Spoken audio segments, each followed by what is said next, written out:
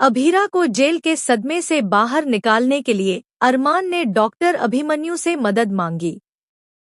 और यहीं पर आने वाला है सीरियल यह रिश्ता क्या कहलाता है का जबरदस्त ट्रैक। दोस्तों, सीरियल यह रिश्ता क्या कहलाता है के अपकमिंग ट्रैक में कहानी बेहद इमोशनल और दमदार मोड़ लेने वाली है।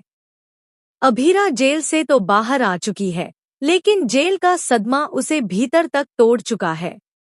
वह खुद को कमरे में बंद कर लेती है, किसी से बात नहीं करती और खाने पीने से भी इनकार कर देती है। उसकी चुप्पी और टूटे हुए हौसले को देखकर पूरा घर परेशान हो जाता है। परिवार वाले अरमान से कहते हैं कि अगर ऐसे ही चलता रहा तो अभीरा की तबीयत बिगड़ जाएगी।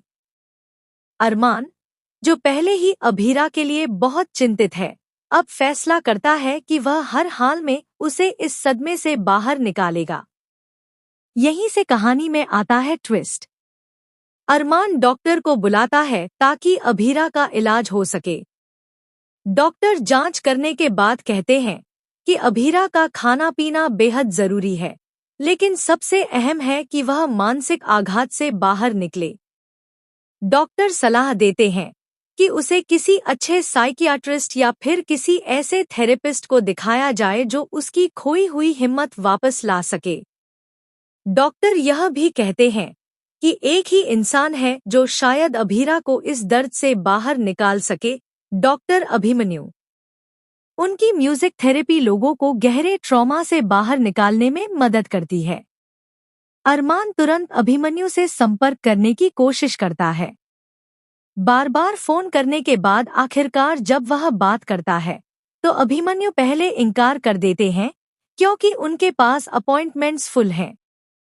लेकिन अरमान हार नहीं मानता। वह भावुक होकर कहता है कि अभीरा की हालत बहुत खराब है। उसकी छोटी सी बेटी अपनी मां को इस हालत में देखकर टूट रही है। अगर अभी इलाज नहीं हुआ तो उस बच्ची पर गहरा असर पड़ेगा।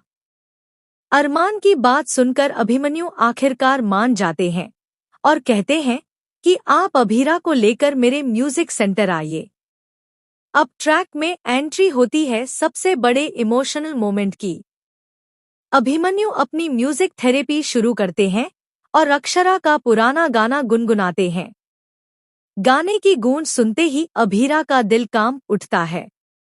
उसकी आंखों में आंसू आ जाते हैं और उसे ऐसा लगता है जैसे उसकी मां अक्षरा वहीं पास में खड़ी है। बुदबुदाते हुए वह कहती है,